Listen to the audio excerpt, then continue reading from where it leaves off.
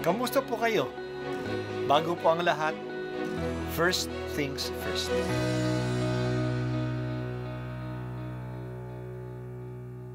Good morning po. Sinisimulan po natin ngayon ang first things first. At dito po, tinatalakay natin sa unang bahagi ng umaga natin ay ang first readings na binabasa po sa banal na misa. Ito pong tinatalakay natin kasi madalas po kasi marami na tayong alam tungkol sa gospel readings. Pero konti po ang nagsasalita sa first readings. Pero ang first readings, bahagi din po yan ng Biblia, ng banal na kasulatan.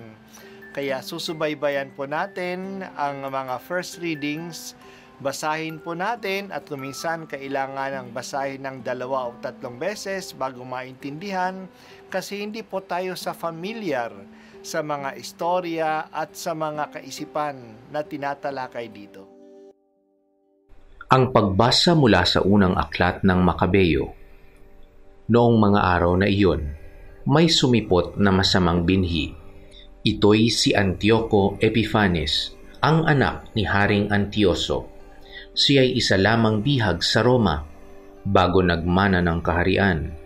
Nagsimula siyang maghari ng taong 137. Noong kapanahunan ni Antioco Epiphanes, may lumitaw na mga masasamang Hudyo na ayaw sumunod sa kautusan. Bagkus ay inaakit pa ang mga mamamayan na makipagkasundo sa mga hentil sa palibot nila. Makipagkasundo na tayo sa kanila. Wala naman tayong nakikita na hindi pakikipagkasundo, kundi pawang kamalasan, wika nila. Ang ganitong panukala ay nagustuhan ng marami at ang ilan sa kanila ay agad nagpunta sa hari upang humingi ng pahintulot na sumunod sa mga tuntuning hintil. Pumayag naman ang hari. Nagtayo sila ng isang malaking palaruan sa Jerusalem, alinsunod sa kaugalian ng mga hintil. Gumawa sila ng paraan para mapawi ang bakas ng kanilang pagkatuli, at pati ang banal na tipan ay kanilang kinaligtaan. Anupat nakiisa na sila sa lahat ng masasamang gawain ng mga hintil. Ang hari ay nagpalabas ng isang kautusan para sa buong kaharian. Iniutos niyang maging isa ang tuntunin ng bansa, kaya't ipinagbawal niya ang dating kautusan at ang relihiyon. Lahat ng hintil ay sumang-ayon at marami ring Israelita ang sumunod.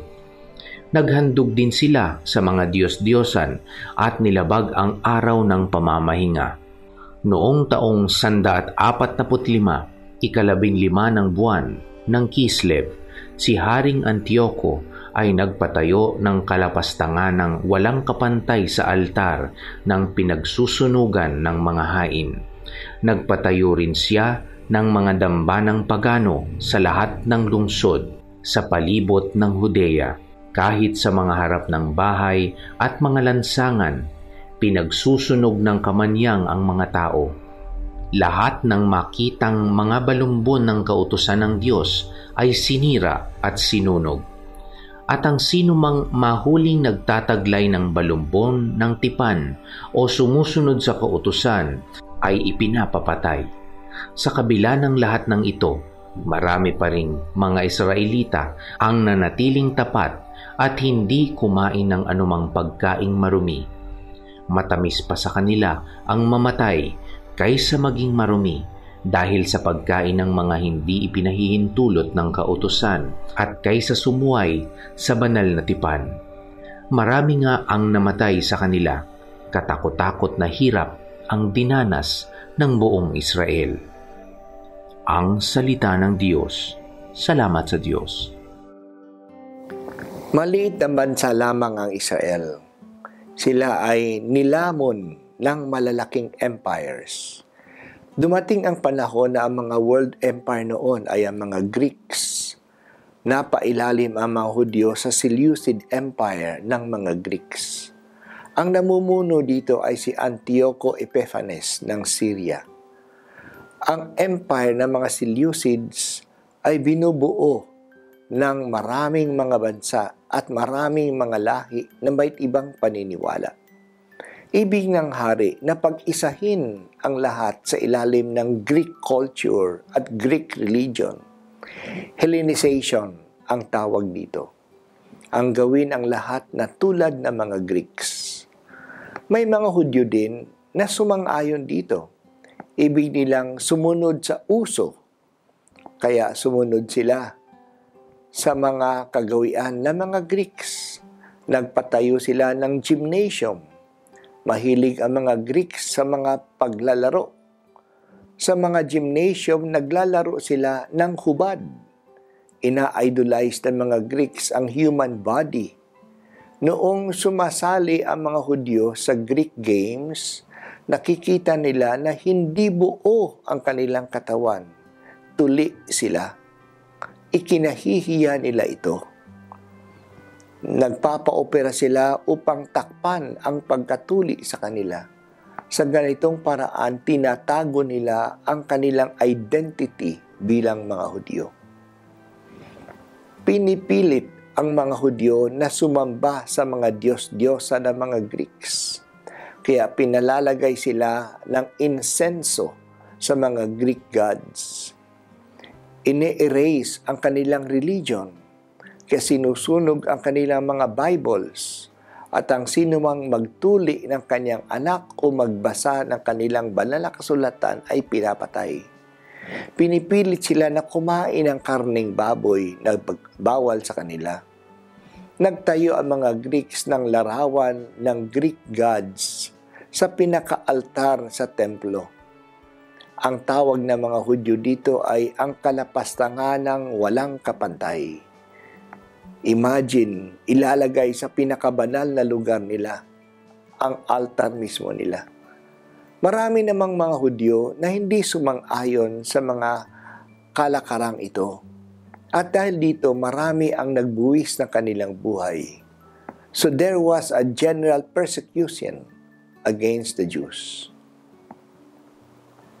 Huwag lang tayong tumingin sa nangyari noon sa pag-persecute sa mga Hudyo.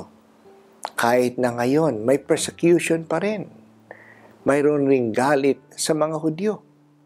Ang iba diyan ay ginagawa pa ng mga Kristiyano. Antisemitism ang tawag dito. May nagpe-persecute din sa mga Christians ngayon. Binobomba ang mga Christian churches at sinisira ang mga crucifix natin.